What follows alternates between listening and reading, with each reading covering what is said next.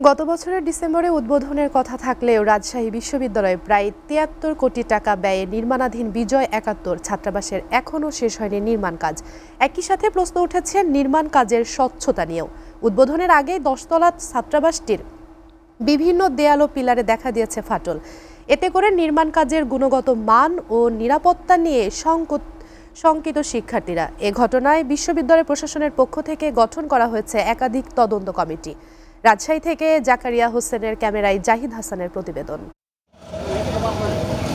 ২০২১ সালের সেপ্টেম্বর মাসে নির্মাণ কাজ শুরু হয় হলটির। পূর্ববর্তী প্রশাসন হলটির নাম নির্ধারণ করেছিল শহীদ AHM কামরুজ্জামান হল। ৫ আগস্টের পরে বিশ্ববিদ্যালয় প্রশাসন হলটির চূড়ান্ত নাম ঘোষণা করে বিজয় ৭১ হল। হলটির নির্মাণের সময়সীমা একাধিকবার বাড়ানোর পর গত বছর ডিসেম্বরে উদ্বোধনের কথা থাকলেও এখনও চালু করা সম্ভব হয়নি। এর মধ্যেই ভবনের বিভিন্ন স্থানে ফাটল ও লিফটের ত্রুটি দেখা দেয়ায় নতুন করে নিরাপত্তা শঙ্কা তৈরি হয়েছে। প্রশাসন যেন আমাদের কথা চিন্তা করে ঠিকাদারি প্রতিষ্ঠানের এবং ডেভেলপার কোম্পানির কাজের গুণগত মান নিয়ে তাদের কাছ থেকে জবাবদিহিতা গ্রহণ চায়। শিক্ষার্থীর জন্য আসলে উদ্বেগজনক। এটাতে আমরা অনেক নিরাপত্তাহীনতায় ভুগতেছি। তাহলে উদ্বোধনের পরে কি হবে এ নিয়ে আমরা সন্দিহান।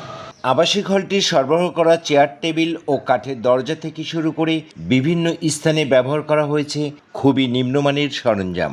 এদিকে সময়মতো নির্মাণ কাজ শেষ করতে না পারলেও ঠিকাদার প্রতিষ্ঠান উত্তোলন করেছে অধিকাংশ অর্থ।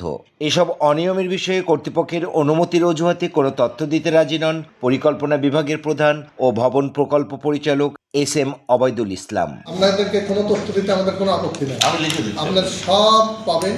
আপনার বিশ্ববিদ্যালয়ের কাছে দিয়ে দেন, ওনারা আমাদের কাছে দিয়ে দেবে, আমরা সব দিয়ে দেবো। আমরা জবাব দিতে তো অসুবিধা নেই, জবাব দিয়ে দেবো। তবে ভারপ্রাপ্ত প্রধান প্রকৌশলী আবুল কালাম আজাদ বলেন, ঠিকাদার প্রতিষ্ঠানকে এখন পর্যন্ত পরিশোধ করা হয়েছে প্রায় ৬০ কোটি ৩০ লাখ টাকা। আর যে ফাটলগুলো দেখা দিয়েছে তা মূল কলমগুলোতে না হওয়ায় ভবনটি নিয়ে তেমন কোনো ঝুঁকি নেই।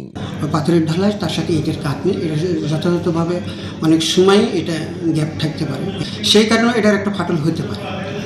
তাদের মন্তব্য ছিল যে যেহেতু এটা মূল স্ট্রাকচারের কোনো ফাটল না, বিধায় এটা খুব ঝুঁকিপূর্ণভাবে তাদের কাছে মনে হয়নি। এদিকে রাজশাহী বিশ্ববিদ্যালয়ের উপাচার্য অধ্যাপক ডক্টর ফরিদুল ইসলাম জানান, এসব অনিয়মের বিষয়ে একাধিক তদন্ত কমিটি গঠন করা হয়েছে।